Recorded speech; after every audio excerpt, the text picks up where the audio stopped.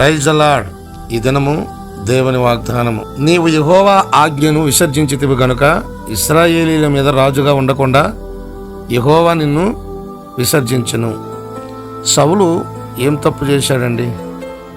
దేవుడు చెప్పిన మాట సౌలు వినలేదు. దేవుని ఆజ్ఞను తిరస్కరించాడు. దేవుడు సమూయేలు ద్వారా బలులు అర్పించమని చెప్తే సౌలు తాను సమూయేలు రాకపోయినా బలులు అర్పించాడు.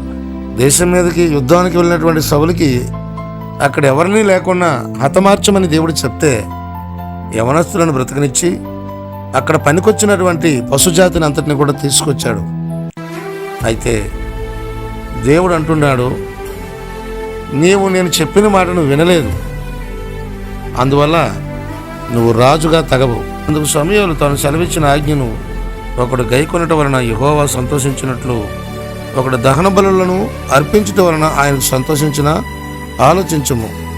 బలులు అర్పించుట కంటే ఆజ్ఞను గైకొనుట, పొట్టేలు కురువ అర్పించుట కంటే మాట వినుట శ్రేష్టము.